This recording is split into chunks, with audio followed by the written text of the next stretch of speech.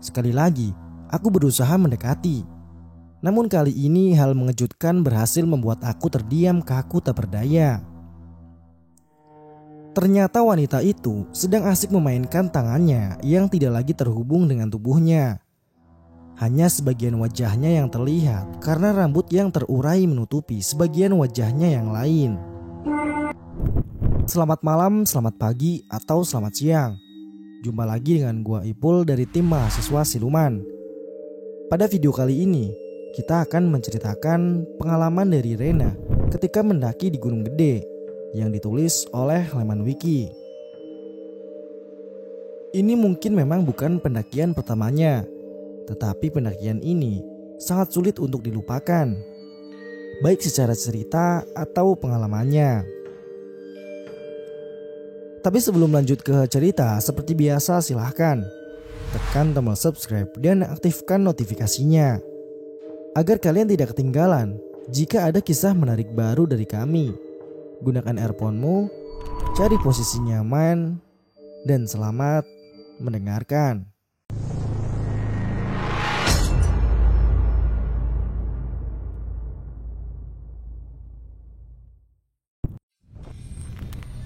Sebelumnya perkenalkan, namaku Rena.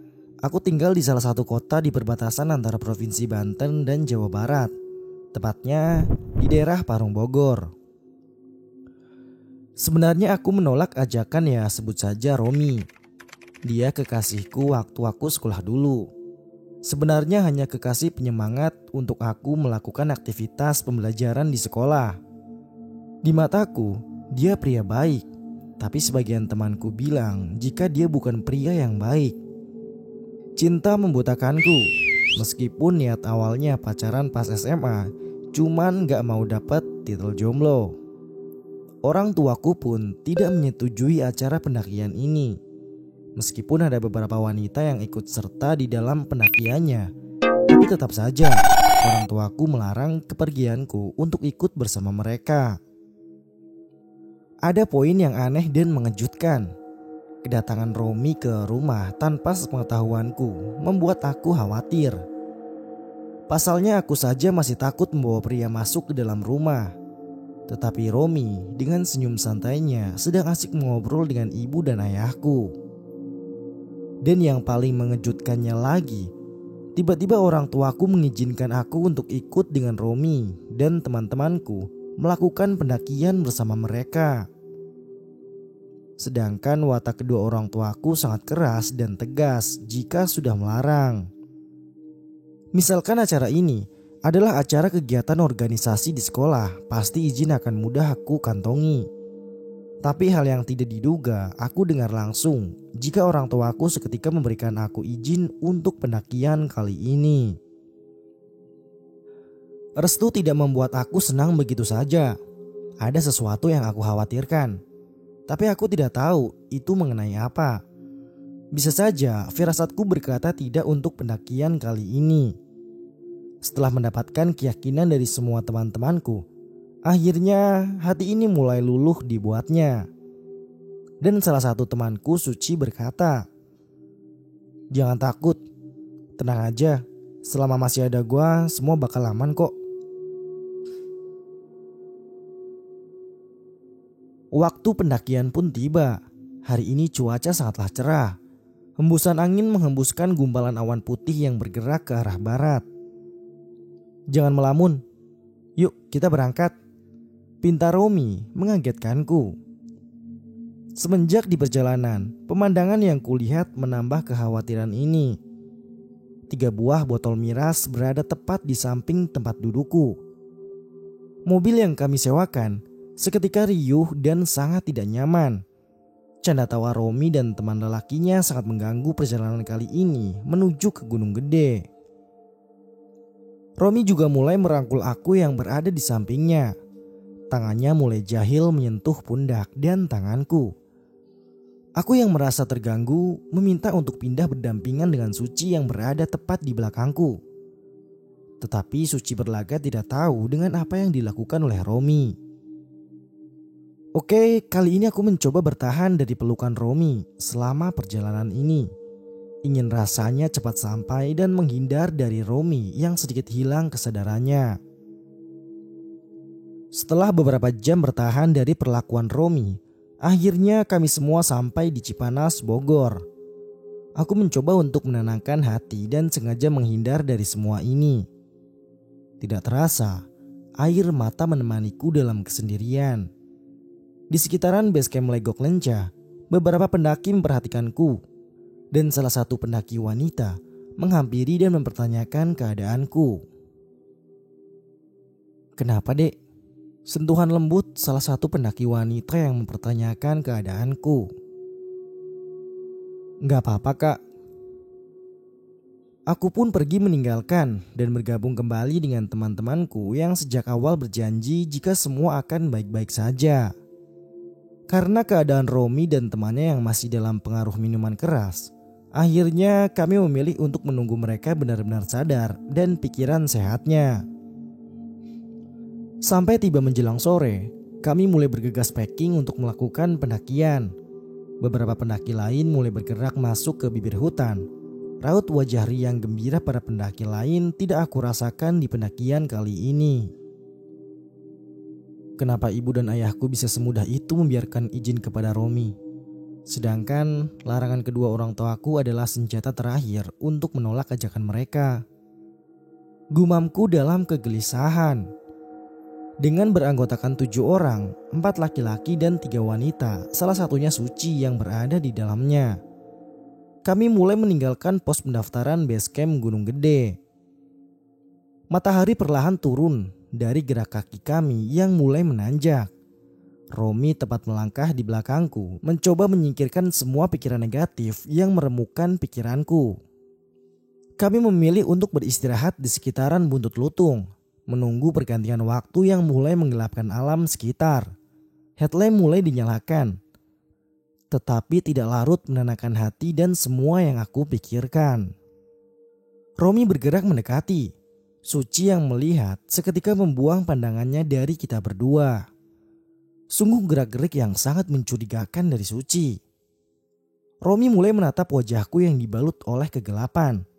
Tangannya mulai menyentuh kaki dan tanganku. Mungkin alam murka jika Romi melakukan aksinya kepadaku. Sungguh keadaan yang sedang tidak baik-baik saja.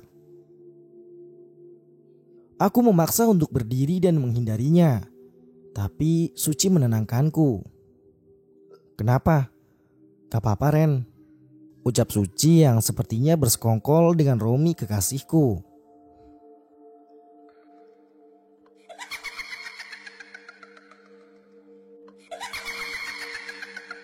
Tetapi suara gelak tawa wanita seketika itu menghempaskan masalah yang kualami. Dengan cepat kami meninggalkan area Buntut Lutung dan kembali melanjutkan pendakian. Selama perjalanan, Romi sering menyentuhku, mengambil kesempatan dalam kegelapan selama pendakian ini. Entah kepada siapa aku berlindung dari tingkahnya. Teman yang aku percayai pun dengan sengaja mengacuhkan dan meninggalkan aku dan Romi di belakangnya. Perasaan terasa campur aduk. Pikiran negatif mendekat erat di kepalaku. Tinggal beberapa menit lagi kami akan sampai di alun-alun Surya Kencana.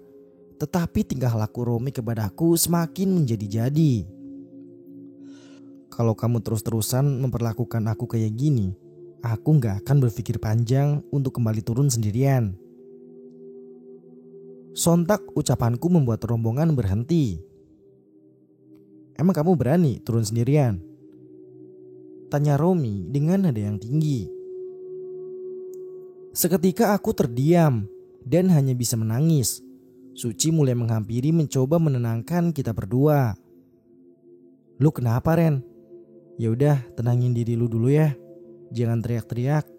Kita bukan lagi di rumah, tapi kita lagi di gunung." Sambung Suci sembari merangkul pundakku. "Lu sama Romi emang sama ya? Sadar gak sih kita lagi di atas gunung, Ci?" Seketika Suci terdiam dan memandangiku. Menenangkan aku terus dia lakukan di waktu menjelang malam ini. Sambil melangkah, aku membawa kesedihan ini menuju ke Surya Kencana. Keadaan makin sulit untuk disiasati. Romi tiba-tiba cuek dan mendiamkanku seperti tidak peduli. Mungkin dia marah dan kecewa atas ucapan yang aku ucapkan tadi di hadapannya. Tapi aku yang seharusnya lebih marah dan kecewa. Kenapa keadaan ini malah berbalik menimpa aku? Aku dibiarkan duduk sendirian, sementara Suci sibuk menyiapkan makanan untuk kami.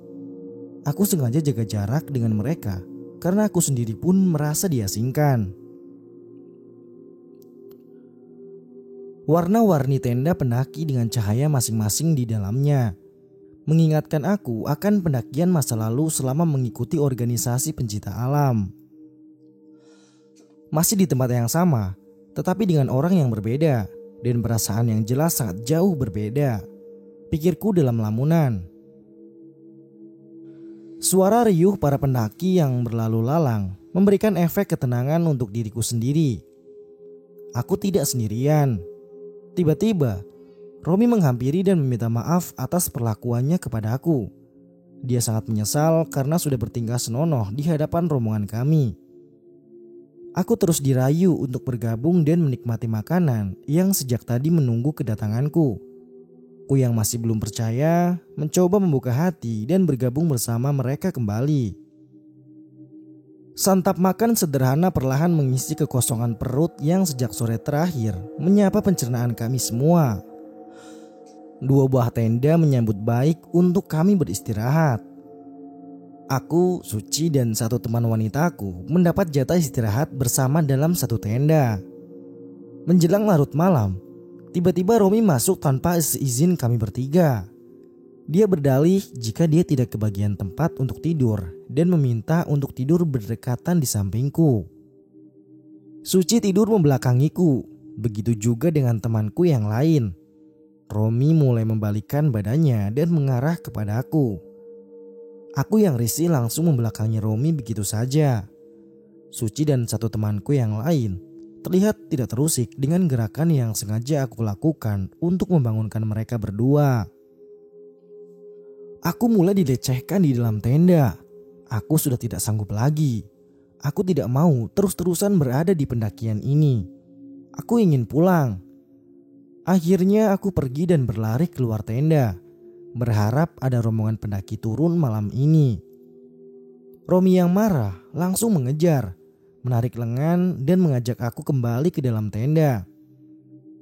Dia hanya beralasan sekedar memeluk dan tidak menginginkan lebih. Tapi hasrat Romi dan cara pandangnya tidak bisa membohongiku lagi.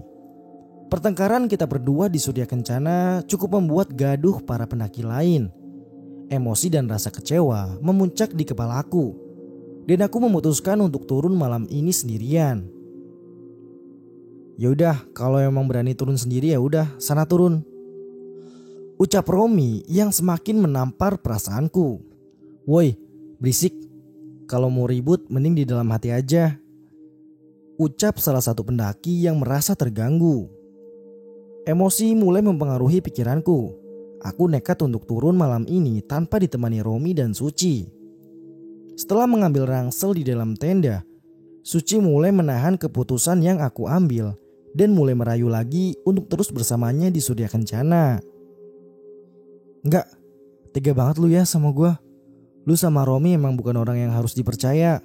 Ingat ya, ini udah kesekian kalinya lu berdua berbohong dan mempunyai rencana lain di pendakian ini. Gue tetap mau turun malam ini. Sontak dengan nada keras, aku berbicara di hadapan mereka berdua. Semoga malam ini ada pendaki yang turun. Doaku malam ini. Beberapa menit lamanya menanti rombongan pendaki yang hendak turun, namun tak kunjung juga aku temui. Justru malam ini didominasi oleh pendaki yang ingin bermalam di Surya Kencana. Aku mempunyai rencana kedua. Dengan kondisi yang tidak terlalu larut malam, aku mulai menanyakan ke pendaki yang tiba di Surya Kencana. Aku berharap di jalur pendakian masih banyak para pendaki yang memutuskan untuk beristirahat di pos-pos pendakian, sehingga aku bisa berjumpa dengan mereka di pendakian turun ini. Permisi bang, kira-kira di bawah masih banyak pendaki yang ingin naik juga nggak bang? Tanyaku ke salah satu pendaki yang baru saja tiba di alun-alun Surya Kencana. Oh, masih ada kok, Neng. Lumayan ada beberapa rombongan pendaki yang berada di bawah. Setelah berpikir panjang, aku seperti mendengar teriakan Romi yang melihat keberadaanku. Dengan cepat dia berlari, tetapi aku mulai bergegas turun pergi meninggalkannya. Dengan bermodalkan lampu smartphone, aku mulai menapaki kaki secara perlahan. Ini bukan kali pertama bagiku berada di gunung ini. Setidaknya, aku masih mengingat jalur turun via Gunung Putri.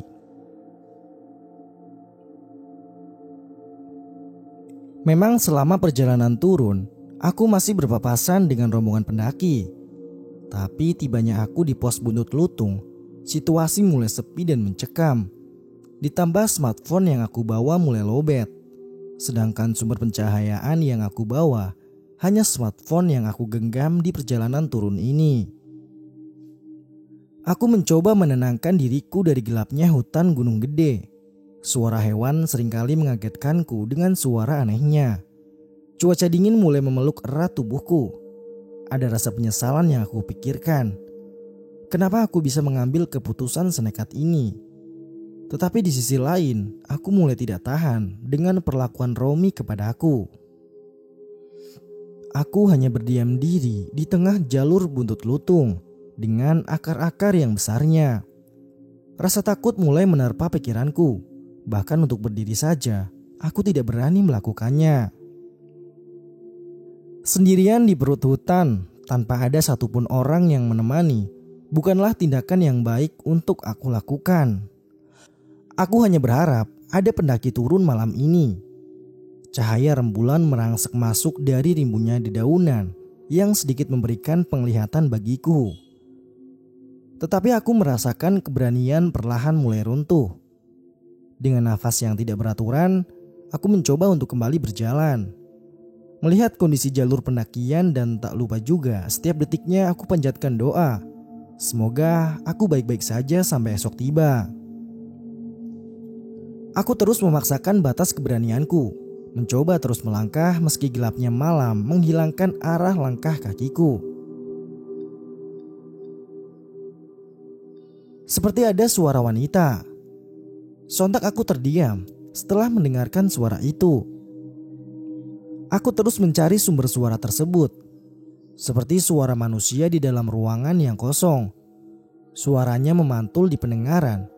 Aku pikir memang ada rombongan pendaki yang masih tersisa di waktu tengah malam ini.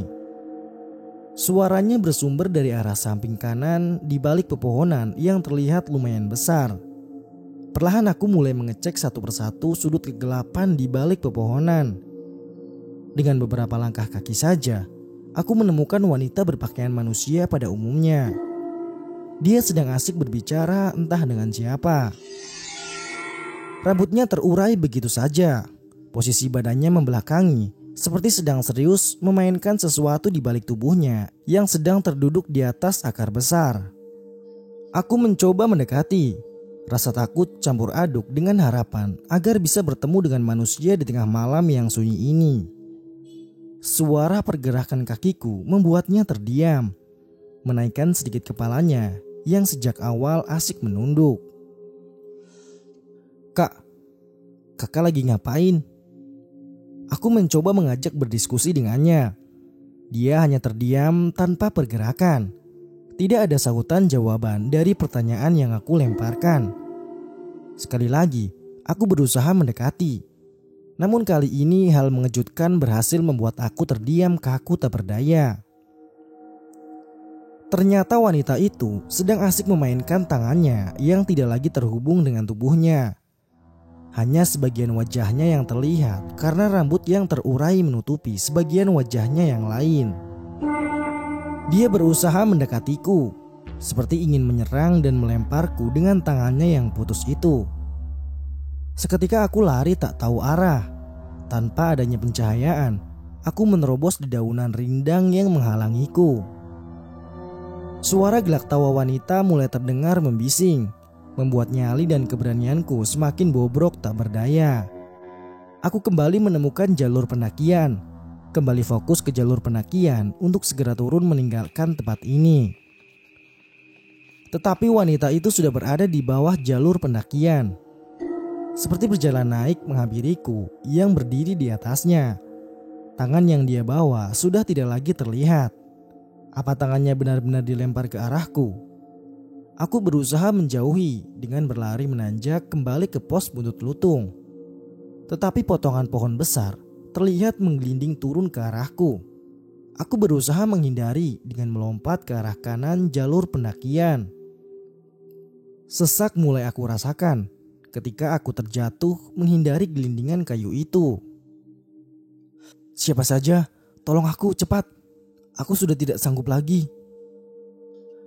Aku merintih meminta bantuan. Pandangan mulai terlihat buram, tapi hati seakan mengajak untuk bangkit dan pergi dari tempat ini. Ketika pandangan mulai kembali normal, aku kembali melihat wanita itu duduk di tempat di mana pertama aku menemukannya. Aku melihat sekeliling. Ternyata aku masih di tempat yang sama tanpa adanya perpindahan tempat. Lalu yang kualami tadi itu apa? Waktu seperti tidak berputar. Pagi yang dinantikan tak kunjung datang. Aku masih terduduk dengan perasaan yang gak karuan, ditemani sosok wanita menyeramkan yang dari tadi duduk tak bergerak di hadapanku. Sosok itu sesekali mengayunkan kakinya sembari melirik ke arahku dengan gelak tawanya. Terus dan terus sosok itu lakukan kepadaku. Kakiku seperti berada di cengkramannya, terasa sulit untuk digerakkan, apalagi bila harus diajak lari. Suaranya kadang berubah-ubah, kadang nyaring seperti anak kecil, kadang pula mendesis layaknya ular. Aku tidak tahu harus melakukan apa. Hanya doa kecil yang keluar dari bibir yang bergetar ini. Aku terus mengawasi sosok itu, berupaya untuk tidak berpaling darinya. Aku hanya takut jika sesuatu yang tidak diinginkan terjadi menimpaku. Tapi aku seperti merasakan hembusan nafas yang berat berhembus di belakang daun telinga kananku. Bulu kuduk mulai merinding, membekukan sebagian tubuhku. Gak mungkin, di belakangku hanya pohon besar. Mencoba untuk tidak terpancing dengan apa yang aku rasakan. Aku hanya gadis biasa. Usiaku masih muda untuk berada sendirian di kegelapan hutan gunung gede. Di benakku, semua akan berjalan dengan lancar. Aku tidak menginginkan ini. Tuhan, tolonglah aku. Tapi seperti ada dagu yang sengaja diletakkan di pundak bagian kananku. Pundak terasa begitu berat, seakan-akan aku sedang menopang sesuatu. Tanganku yang bergetar dengan cepat menyingkirkan sesuatu, entah itu apa yang berada di belakangku. Aku seperti menyentuh sesuatu yang lengket dan berlendir.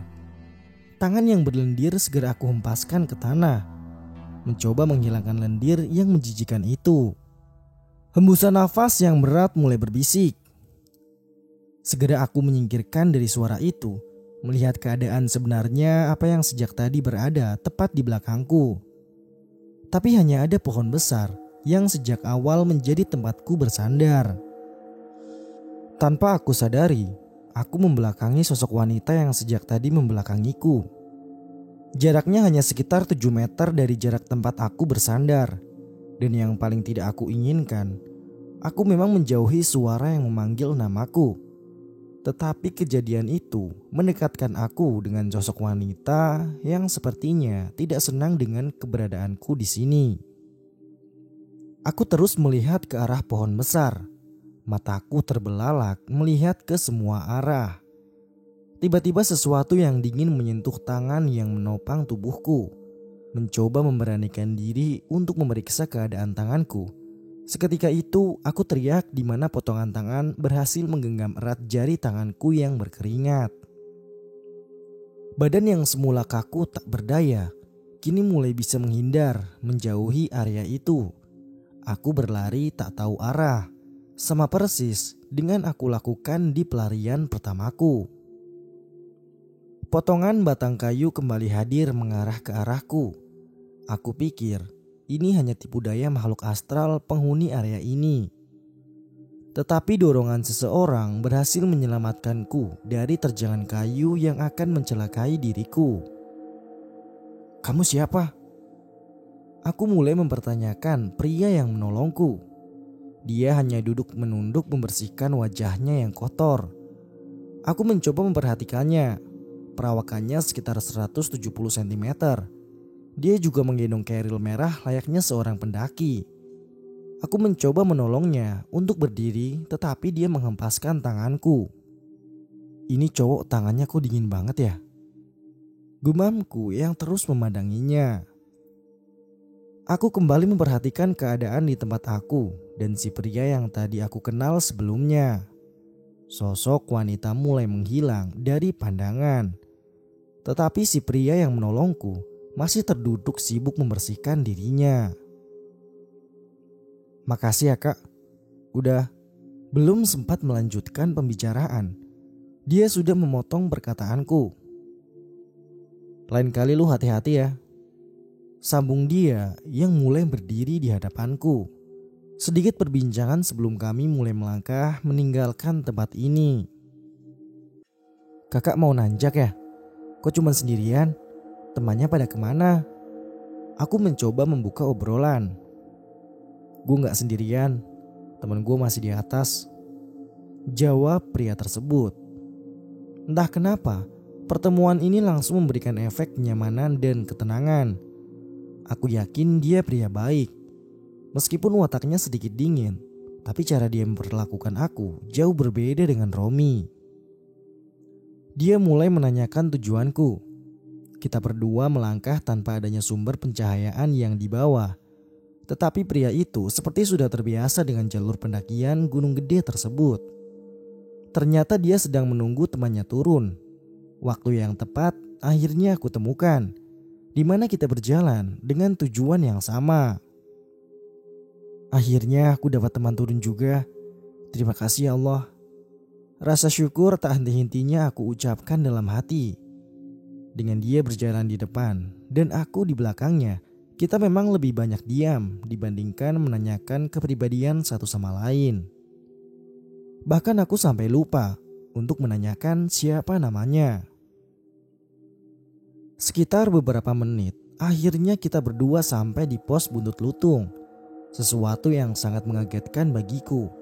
Kenapa aku selalu bertemu pos ini? Kak, kenapa kesini lagi sih? Makanya jangan so paling mengerti dengan keadaan jalur pendakian. Terkadang sifat itu membawa kita menuju kerugian untuk diri kita sendiri. Jawabnya sembari menasehatiku. Kita memutuskan untuk beristirahat di pos Buntut Lutung. Kita duduk saling berhadapan karena aku takut berada di pos yang sudah memberikan kengerian semenjak aku turun sendirian. Hanya makanan sisa yang aku bawa. Sedikit canggung aku menawarkan dia makanan untuk sekedar mengganjal perut. Tetapi dia lebih memilih mengeluarkan bungkus rokok dan bersantai tanpa ada rasa khawatir di raut wajahnya. Kita masih saling diam. Aku terus memandanginya. Wajahnya disinari cahaya rembulan, terasa tenang semenjak bertemu dengannya. Aku berusaha mendekatinya, mencari posisi aman dari gangguan baik dari makhluk kasat mata ataupun yang tidak kasat mata sekalipun. Dia terlihat cuek seperti tidak peduli apa yang aku lakukan. Mencoba menirukan gaya santainya, meluruskan kaki sembari bersandar di akar pepohonan. Sedikit mengurangi rasa lelah juga ternyata. Terdapat coretan-coretan di keril yang dia bawa. Sepertinya ini pria dengan lumayan cukup pengalaman pendakiannya. Tapi entah kenapa, aku lebih fokus ke salah satu coretan yang berada di kerilnya. Baru saja aku ingin menanyakan arti dari tulisan itu, tapi dia malah menyuruhku untuk istirahat. Karena dalihnya aku terlihat sangat kelelahan. Aku tidak mudah percaya begitu saja. Aku masih trauma dengan kejadian yang Romi lakukan kepada aku. Apalagi pria ini masih baru aku kenal. Tetapi si pria tersebut malah tidur bersandar, meninggalkanku yang masih belum merasakan kantuk. Suara-suara aneh masih terdengar di sekeliling kita. Karena rasa takut yang mulai menyerang pikiranku kembali, Akhirnya aku memilih menurutinya untuk segera tidur. Suara benda jatuh membangunkan aku yang terlelap tidur. Alhamdulillah, pria aneh ini masih berada di sampingku dengan keadaan masih tertidur pulas. Rasa khawatir memang ada, tetapi pria ini manusia satu-satunya yang ada bersamaku. Mau bagaimanapun, aku harus bersamanya sampai tiba di pos pendaftaran esok pagi. Ketika aku ingin memejamkan kedua mataku kembali, aku mendengar dengan jelas suara minta tolong di waktu dini hari. Aku bergegas mencari suara minta tolong tersebut. Tetapi pria yang bersamaku malah meminta aku untuk tetap bersamanya dan kembali tidur. Tega banget sih kak, itu ada orang yang minta tolong. Ucapku sedikit mengentak. Suara itu terus terdengar mengganggu jiwaku. Rintihan suaranya terdengar sangat menyakitkan. Suara dengan rintihan wanita yang entah di mana sumber suaranya. Tolong aku, cepat. Aku sudah tidak sanggup lagi. Suara itu seakan menarik diriku untuk segera mencari dan membantunya. Tetapi pria yang bersamaku justru menahan tindakan yang aku lakukan. Lu gak sadar, itu suara diri lu sendiri ketika lu merasakan ketakutan. Di saat situasi seperti ini, lu harus bisa mengontrol emosi diri lu sendiri. Pikirkan dengan matang, jangan bertindak gegabah. Seketika itu, aku terdiam membisu, sementara dirinya kembali melanjutkan untuk tidur. Aku masih bingung dengan apa yang aku alami sekarang ini. Kenapa malam ini terasa begitu panjang? Bacaan doa dan perbanyak istighfar aku lantunkan ketika memilih untuk tidur kembali. Rasa kantuk mulai menyerang. Tanpa sadar aku masuk ke dalam lelapnya tidurku. Dengan keadaan aku yang masih mengantuk, aku tiba-tiba mendengar suara tangisan bayi. Tetapi entah kenapa, aku merasakan kesulitan untuk membuka kedua mataku. Aku hanya bisa mendengar dengan keadaan mataku yang masih terpejam. Dan suara pria yang mencoba menenangkan tangisan bayi itu. Cep, jangan nangis ya nak. Nanti sebentar lagi kita ketemu mama. Entah itu suara manusia atau memang hanya pikiranku saja. Tetapi aku sangat jelas mendengarnya. Aku merasakan kenyamanan di saat aku tertidur pulas. Sedangkan aku tidur tanpa alas yang kukenakan. Hanya bersandarkan ransel yang menjadi teman pendakianku malam ini. Kicauan burung dan wangi-wangian bunga membangunkan aku di pagi ini. Cuaca sudah mulai cerah, tetapi mentari pagi belum memberanikan sinarnya di pagi ini. Pria itu sudah terlebih dahulu bangun. Aku mencium wewangian di sekitarku. Aku melihat ke arahnya yang sedang duduk membelakangiku. Rambutnya basah seperti orang yang habis mandi. Tapi dia mandi di mana? Keadaan ini memberikan pertanyaan untuk aku sendiri. Wajahnya menatap ke arah langit. Derayan air mata terlihat menetes dari rambutnya. Aku melihat diriku dan sekitar area tempat kita bermalam. Akan tetapi, tidak adanya tanda-tanda hujan turun ataupun suara gemercik air di sekitarku. Rambut kakak basah, kakak habis mandi. Aku memberanikan diri untuk mempertanyakannya. Terdengar dia menghela nafas panjang dan sedikit menoleh ke arahku.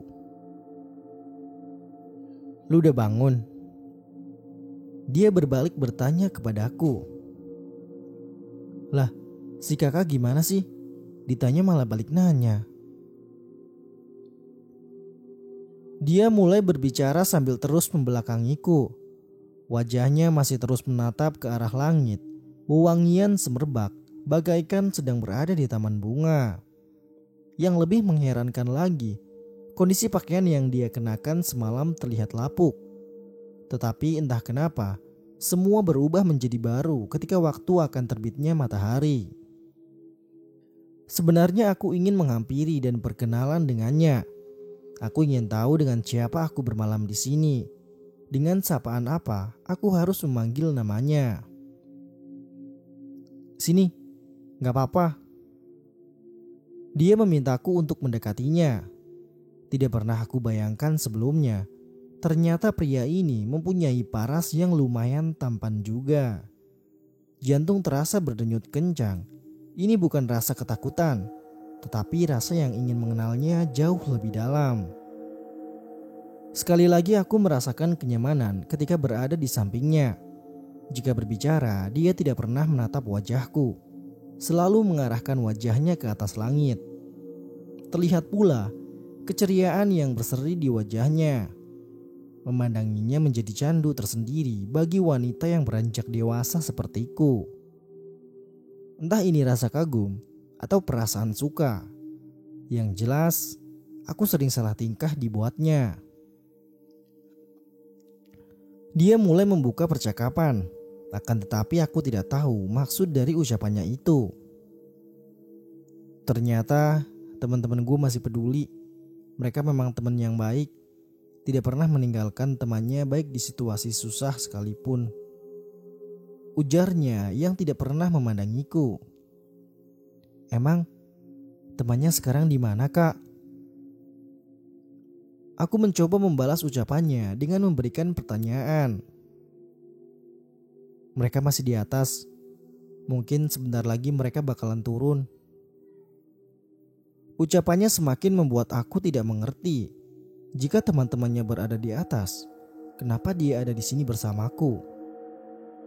Kenapa teman-temannya meninggalkan kakak sendirian di tempat ini? Gue gak pernah ditinggalin. Gue memilih menunggu di sini dibandingkan ikut bersama mereka melakukan tugas pendakian. Suatu saat mereka bakalan jemput gue di sini. Tugas? Aku semakin bingung dengan semua pengakuannya. Apa mungkin pikiranku belum terkoneksi dengan semua ucapannya? Ini terlalu pagi untuk memikirkan sesuatu yang tidak aku mengerti. Pria itu hanya berpesan jika rombongan temannya nanti datang. Dia memintaku untuk ikut bersama temannya turun.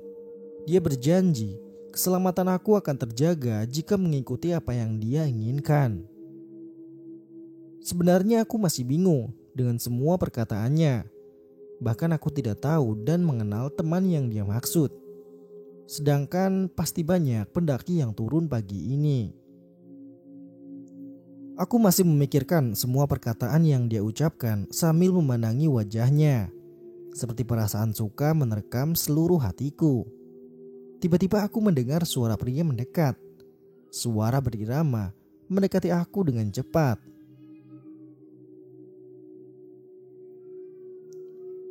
Duri-duri dam, duri-duri dam, aye, pang numpang, anak king cobra numpang pipis. Aku langsung menoleh ke sumber suara tersebut. Pemandangan itu membuat aku sangat menyesal. Aku melihat lelaki yang sedang berdiri menunduk sambil buang air kecil.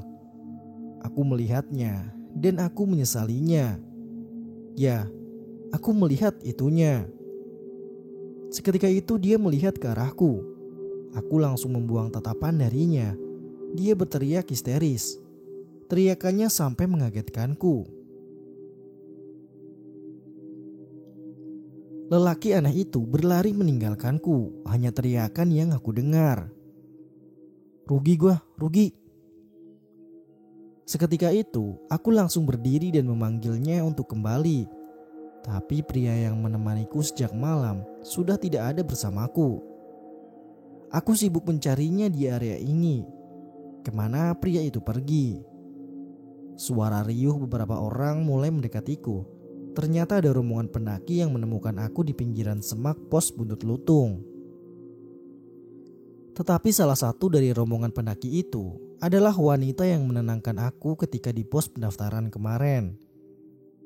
Aku kembali bertemu dengan wanita yang menenangkanku kemarin sore. Seketika itu aku langsung memeluknya. Air mata bercucuran membasahi pipiku. Sebagian wanita lain di rombongannya menenangkan aku. Tapi pria dengan badan yang gempal menghampiri dan membasuh mukaku dengan air yang dia bawa. Perlahan tubuhku ambruk. Aku merasakan haus dan lapar yang amat sangat. Perbekalan logistik mulai mereka keluarkan. Dengan lahapnya, aku hampir menghabiskannya. Mereka terlihat prihatin dengan keadaan aku. Berbeda dengan lelaki yang sembrono itu, justru dia seperti mengejekku. "Aih, mana masih muda," ucapnya si lelaki sembrono. Perlahan aku mulai dirangkul untuk kembali ke dalam jalur pendakian. Perhatian dan keramahan aku dapatkan dari rombongan pendaki ini. "Hikmah di balik buang air kecil," ucap salah satu lelaki dari mereka. Perlahan aku mulai diinterogasi. Aku mulai bercerita dan mengajak mereka untuk mencari pria yang menemani malamku. Mereka pun antusias untuk mencari pria yang aku ceritakan. Tapi hasilnya justru sangat nihil. Rasa sedih dan gelisah mulai aku rasakan. Aku mencoba menjelaskan dan meyakinkan mereka jika ada pria yang menemaniku. Mereka mulai menenangkan aku kembali. Sebagian mereka berpendapat jika aku hanya berhalusinasi. Aku menyangkal jika aku tidak sedang berhalusinasi di hadapan mereka. Wanita baik mulai memelukku, memberikan ketenangan di dalam pelukannya. Dengan lembut dia meminta aku untuk memperbanyak istighfar. Lelaki sembrono seakan tidak percaya dengan apa yang aku alami. Dia justru meninggalkan aku dan menghampiri temannya yang sibuk membuat kopi.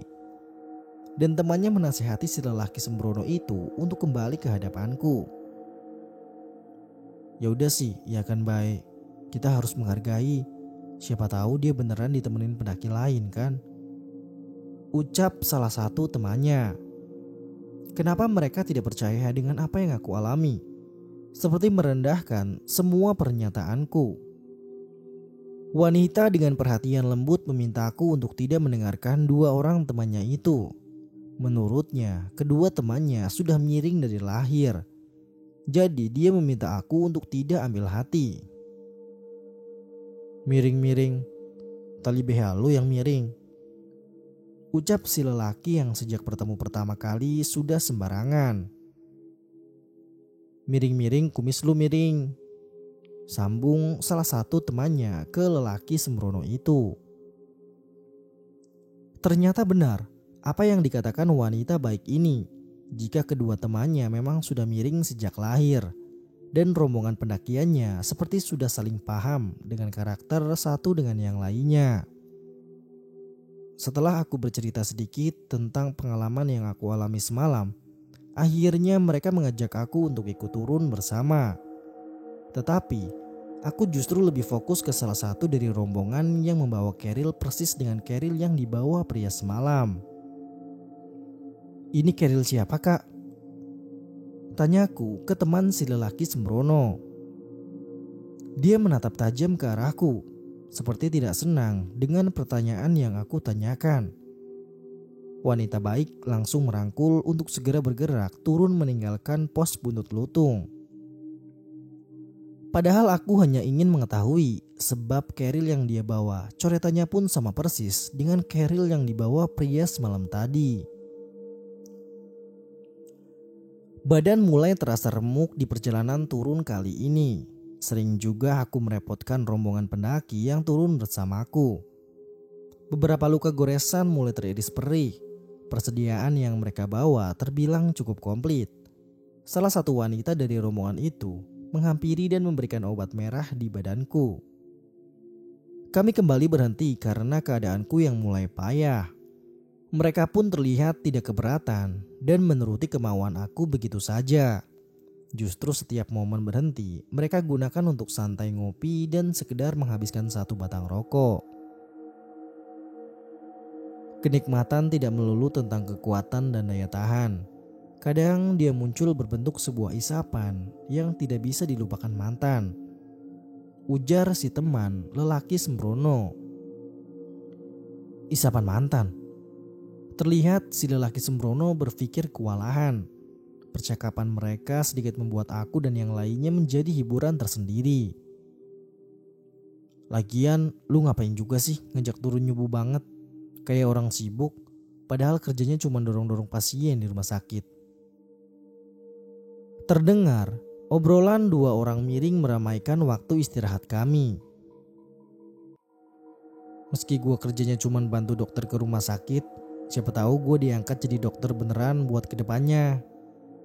Jawab si lelaki sembrono itu. Sebagian dari mereka hanya terlihat senyum dan tertawa. Iya sih, bener juga. Gue dulu punya teman kerja di rumah sakit. Dia ditugasin di kamar jenazah. Lama kemudian, dia diangkat menjadi jenazah. Sialan, jawab si lelaki sembrono dengan gelak tawanya. Seketika itu, kami semua dibuat tertawa. Bahkan salah satu dari mereka berucap, "Gue rindu ngumpul kayak gini." Obrolan kecil mewarnai di perjalanan turun ini. Sebuah kekeluargaan terpampang jelas di hadapanku. Mereka seperti bergerak dengan kapasitas dan tugasnya masing-masing. Meski menurutku rombongan pendaki aneh, tapi keseruan dari mereka cukup membuatku tersenyum kembali. Tiba-tiba wanita itu menghampiri temannya yang miring tadi. Dia mengambil keril darinya, memeluk keril itu. Senyumannya seakan mengenang sesuatu. Aku perhatikan keril ini memang benar sama dengan keril yang dibawa pria semalam. Tidak terasa, obrolan kita berdua masuk lebih dalam, di mana menurut si wanita yang aku tidak tahu namanya, dia mulai bercerita. Menurutnya, di usiaku dulu dia juga aktif di dunia pendakian. Dia berbagi pengalaman di usia mudanya dulu. Dia juga mempunyai teman hidup, tapi sayangnya di pendakian kali ini temannya tidak bisa ikut bersama. Tetapi dia yakin temannya akan selalu menemaninya. Aku terenyuh dengan cerita pengalamannya. Aku ingin seperti dia menjadi wanita pro hiking, memilih menggendong keril dibandingkan rangsel. Karena menurutnya, dia lebih memilih tertunduk membawa beban keril dibandingkan harus tertunduk karena beban hidup. Apapun yang kita jalani, berusahalah untuk mengangkat kepala dan hadapi semua. Kalau boleh jujur kak, sebenarnya semalam aku ditemanin seorang pendaki dengan membawa keril yang serupa. Sama persis dengan keril yang berada di pangkuan kakak. Semua obrolan terhenti seketika. Raut wajah serius mulai menanyakan kebenaran dari pengakuan yang aku ucapkan. Dua manusia miring menghampiriku, seakan dia tidak percaya. Aku langsung dikelilingi rombongan pendaki ini.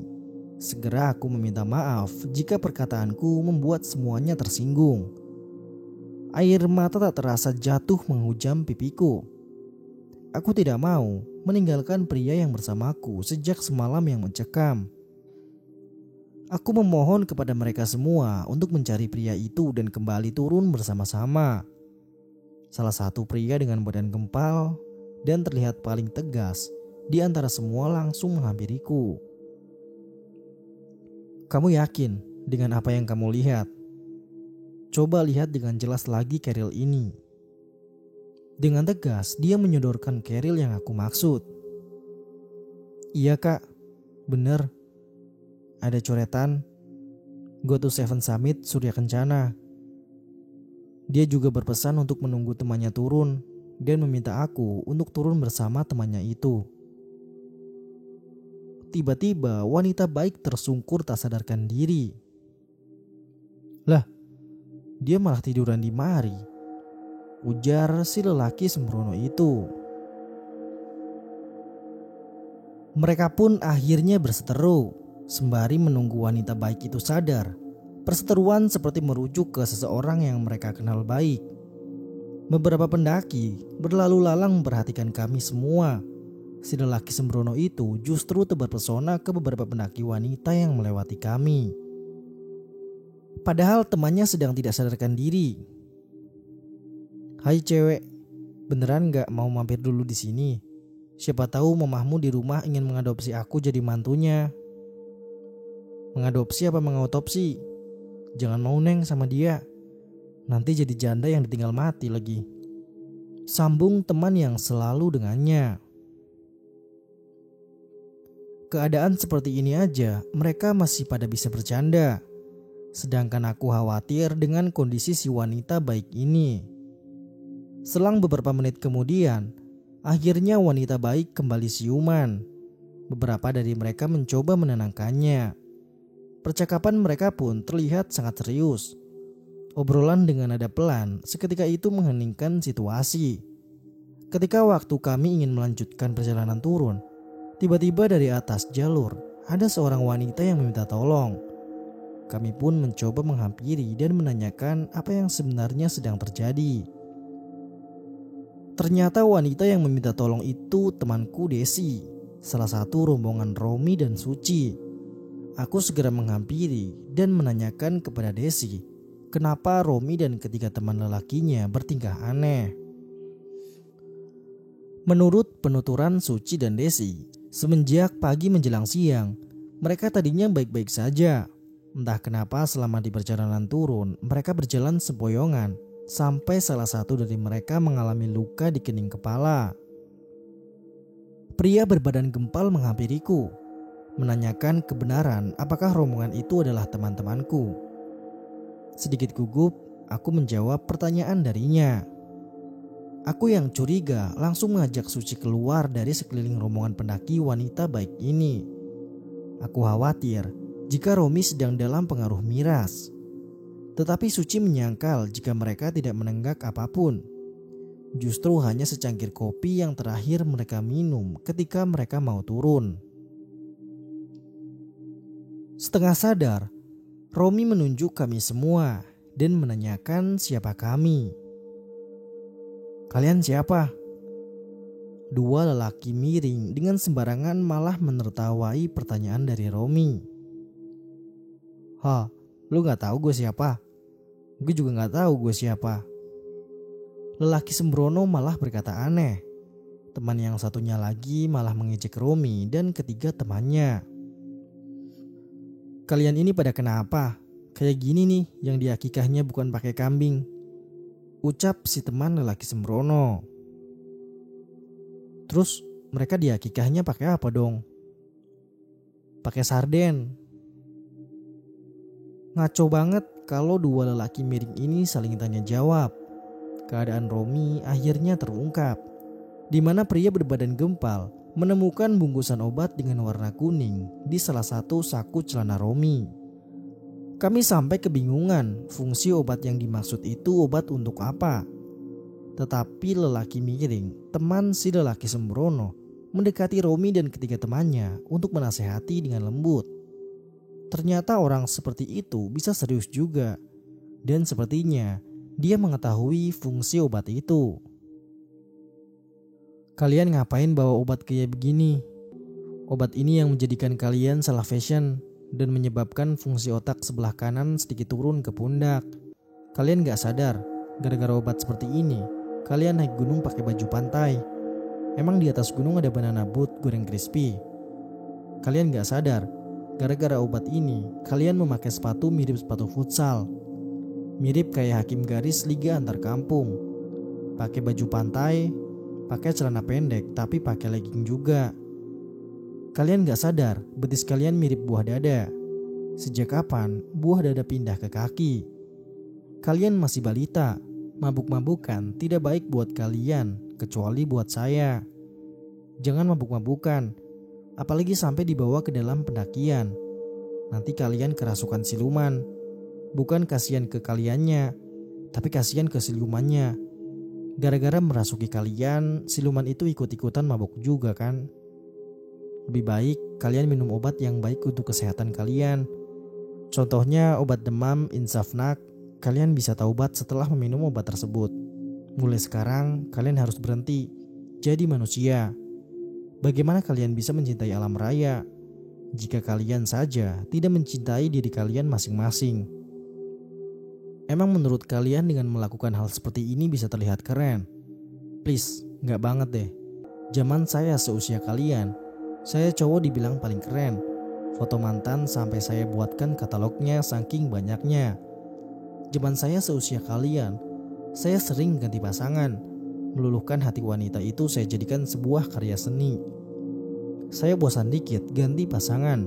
Bosan lagi, ganti pasangan lagi. Ternyata pasangan saya yang bosan dengan saya. Mulai sekarang kalian harus memperbaiki diri kalian. Simpan dan tanam kata say no to drugs di hati kalian. Ucap teman si lelaki sembrono dengan panjang lebar. Sungguh aku sangat terenyuh sembari memegang perut setelah mendengar nasihat orang itu.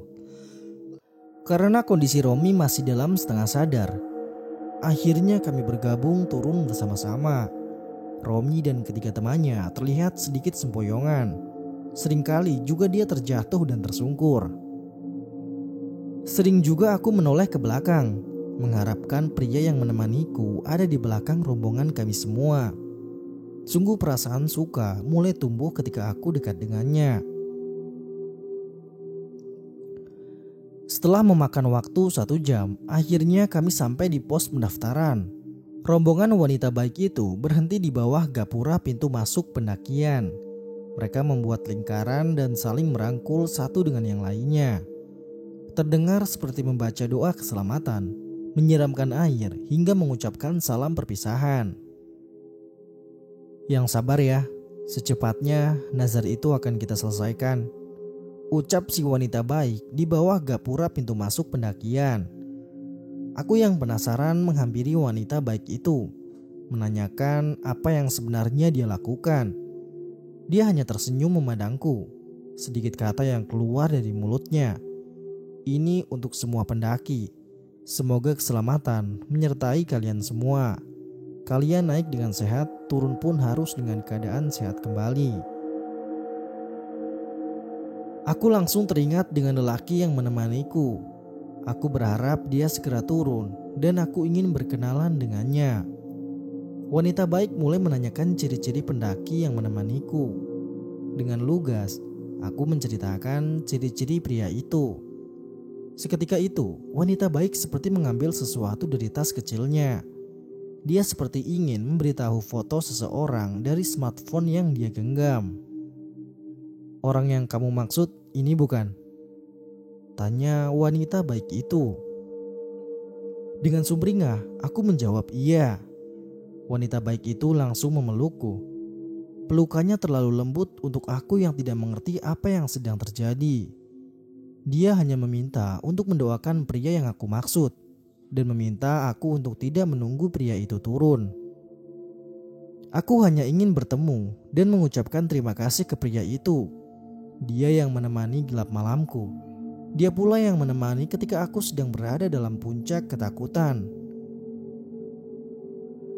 Wanita baik mempertanyakan kepadaku, apakah pria yang menemaniku meninggalkan pesan kepadaku.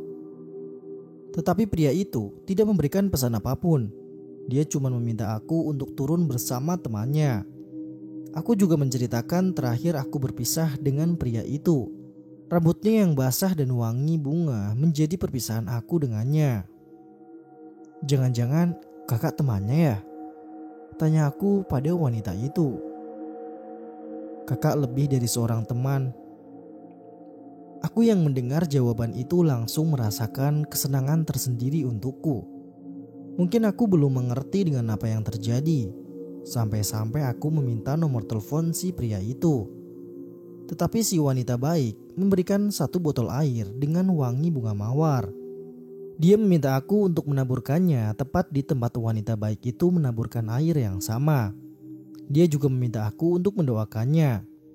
Dari ucapan itu, aku baru paham dan langsung menanyakan apakah benar dengan apa yang aku pikirkan. Setelah mendengar jawabannya, tubuhku lemas tak berdaya. Sampai aku tak sadarkan diri karena kenyataan jauh dari harapanku. Dek, bangun, kita pulang. Terdengar suara pria membangunkan aku. Aku seketika itu terbangun. Betapa terkejutnya aku, ternyata pria yang menemaniku di pos buntut lutung ada bersama dengan wanita baik dan rombongannya. Terlihat mereka sedang asik bercanda satu sama lain di area pos pendaftaran. Terlihat pula keakraban yang tersirat dari mereka. Tanganku digegam untuk bergabung bersama dengan rombongan wanita baik itu. Aku merasakan kesenangan yang belum pernah aku rasakan sebelumnya. Tetapi itu hanya sementara. Karena aku melihat pria itu memeluk erat wanita baik itu. Layaknya orang yang sudah lama tak bertemu. Aku seperti merasakan kecemburuan dalam hatiku. Mereka berdua terlihat begitu dekat. Lelaki sembrono datang menghampiri dan mengejek. "Cie, yang suka sama temen gua." Aku hanya bisa terdiam mendengarkan dia berbicara. Memang lelaki yang sangat menyebalkan. Ternyata benar, pria yang menemaniku adalah salah satu dari rombongan pendaki dari mereka. Terlihat dari kedekatan satu dengan yang lainnya. Waktu terlihat mulai gelap, tetapi kami masih berada di tempat ini. Aku melihat dari kejauhan adanya sosok wanita yang menggangguku. Tapi rasa takut tidak aku rasakan sama sekali. Aku juga melihat dua orang miring itu seperti sedang melemparkan benda keras ke arah sosok itu. Mereka lakukan sampai berulang-ulang, sehingga sosok itu melayang pergi meninggalkan kami semua. "Pantas saja ada suara burung tekukur," ucap si lelaki sembrono. "Emang burung tekukur suaranya kayak gimana?" tanya si teman lelaki sembrono itu. Obrolan mereka seperti pernah aku dengar sebelumnya, tetapi aku lupa tempat dan waktunya. "Emang lu gak tahu burung tekukur suaranya kayak gimana? Nih, kayak gini. Tekukur, kuk-kuk. Ada kali sisa-sisa mah. Tuh, kayak gitu," jawab si lelaki sembrono itu. Obrolan mereka menghiasi waktu malam ini. Pria yang menemaniku turut hadir dan bergabung dengan dua lelaki miring itu. "Kalau burung perkutut suaranya kayak gimana coba?" teman lelaki si sembrono memberikan pertanyaan kembali.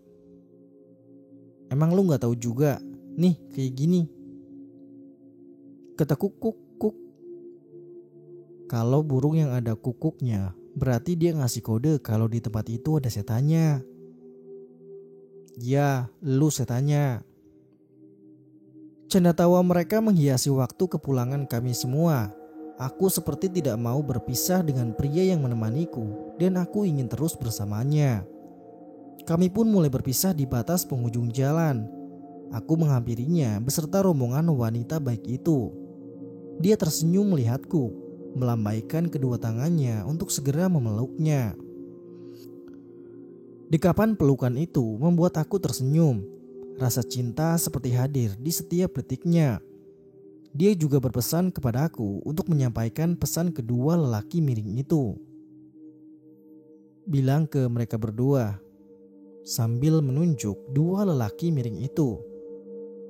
"Terus semangat, masih tersisa 3 pendakian lagi." Aku bingung kenapa kemesraan ini cepat berlalu, padahal kami baru saja bertemu. Aku berjalan menunduk melihat kedua lelaki yang menopang tubuhku, menyusuri jalan dengan bebatuannya yang menyusun, memikirkan perasaan yang baru saja tersusun. Suci dan Romi mulai menghampiri.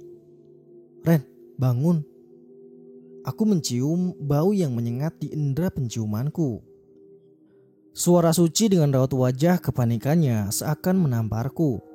Aku merasakan rasa sakit di kepala, sepertinya rasa lelah mulai mengganggu kesehatanku. Perlahan, aku mulai sadarkan diri. Aku melihat di sekitar ruang pos evakuasi, tetapi tidak ada wanita baik ataupun rombongannya di hadapanku. Suci hanya memberitahukan jika wanita dan rombongannya sudah pulang terlebih dahulu. Cewek itu cuma bilang kalau gue jangan ninggalin lu di sini. Tunggu lu sampai sadar, katanya. Dia juga bilang kapan-kapan main ke Tangerang. "Terus lu minta nomor teleponnya enggak?" "Dia cuma ngasih foto cowok ini di handphone gua. Dia nyuruh kasih ke lu, Ren." "Emang itu siapa?" "Terus dia ngomong apa lagi, Ci?" "Dia cuma bilang gitu, tapi kedua teman cowoknya kayak yang nasehatin si Romi." "Nasehatin Romi? Nasehatin gimana, Ci?" "Ya, katanya gini, jangan bawa kulkas saat sedang mendaki. Itu bisa menyengsarakan dirinya sendiri." Aku kira kedua orang itu benar-benar memberikan nasihat kepada Romi. Ternyata mereka malah bercandain Romi. Mereka juga pesan ke kita semua, Ren. Mereka menghimbau kita jangan pernah pesan sate usus saat makan di KFC. Apalagi pesan minumannya es teh jus. Karena blendernya lagi rusak katanya. Udah Ci. Emang dari pertemuan pertama sama mereka itu mereka udah tidak waras otaknya. Tapi bagaimanapun rombongan pendaki itu aku mengucapkan banyak terima kasih. Sudah mau menerima dan aku repotkan selama berada di Gunung Gede. Terima kasih juga kepada wanita baik yang sudah memperhatikan aku layaknya adik sendiri. Menjaga serta memberikan pelajaran yang berharga untuk jalan hidupku ke depannya. Terima kasih kepada pria yang menemaniku selama berada di pos Buntut Lutung. Mungkin kejadian itu sulit untuk dipikir secara naluri manusia. Tapi kehadirannya terasa begitu nyata. Terima kasih sudah mau menjaga dan menemani gelap malamku. Romi mulai menghampiri dengan rasa penyesalan. Kabar buruk aku terima dari Romi. Ternyata salah satu leader pendakian wanita baik telah melaporkannya karena penemuan obat terlarang di pihak pengelola pendakian. Akhirnya Romi di blacklist dan ketiga temannya dari daftar pendakian Gunung Gede Pangrango. Romi dan ketiga temannya sampai mengikuti pemeriksaan oleh pihak berwajib atas penyalahgunaan obat-obatan. Meskipun kabar buruk itu aku terima, setidaknya itu yang terbaik untuk Romi dan ketiga temannya agar merasa jera. Di penghujung jalan menuju pulang, aku masih memandangi foto yang wanita baik itu berikan. Tidak menyangka jika foto itu adalah foto untuk mengenang 7 hari kepergian temannya. Ternyata temannya itu wafat setahun setelah pendakian ini. Terdapat sebuah nama juga di foto itu. Nama yang sangat indah dan tidak pernah aku lupakan. Terima kasih Kak Akbar Al-Ghifari telah menemani malam gelapku. Perpisahan kita di alam bawah sadarku menjadikan pertemuan dan perpisahan yang paling indah yang pernah aku jumpai sebelumnya. Kehadiranmu memberikan seberkas sinar dan menumbuhkan keberanian di dalam hidupku. Mungkin kita tidak akan bisa bertemu lagi, tapi kenangan dan raut wajahmu tidak bisa terkikis oleh waktu. Terima kasih Kak Mela. Gak nyangka ternyata aku pernah bertemu dengannya meski hanya sesingkat itu. Terima kasih Bang Buluk yang sudah memberikan efek jera kepada Romi. Semoga Romi sekarang tidak seburuk Romi yang dulu. Maafin aku ya Bang Leman dan Bang Adul. Kalian emang paling oke. Bisa menyeimbangkan baik di dalam tim ataupun situasi genting sekalipun. Terima kasih pula untuk Kak Mega telah merawat luka yang aku terima selama pendakian. Meski foto Bang Akbar tidak aku miliki lagi karena smartphoneku sempat hilang, setidaknya raut wajahnya masih melekat di hatiku. Terima kasih Bang Leman mau mendengarkan cerita dan menuliskannya. Ingat pesan Bang Akbar. Semangat 3 pendakian lagi ya. Go to Seven Summit, Surya Kencana. Aku Rena, salam hangat, salam lestari, salam literasi. Jadi itulah kisah perjalanan Rena ketika mendaki di Gunung Gede. Percaya ataupun tidak, itu kembali ke pribadi masing-masing. Ambil hikmah dari setiap kisah yang kami bawakan. Dan jangan melanggar aturan-aturan yang telah ditentukan. Buat kalian yang punya kisah menarik seputar pendakian atau kisah apapun itu, silahkan kirimkan ke email kami yang ada di deskripsi. Atau bisa juga DM di Instagram @mahasiswasiluman. Sampai jumpa di video kami selanjutnya. Salam lestari, mahasiswa siluman.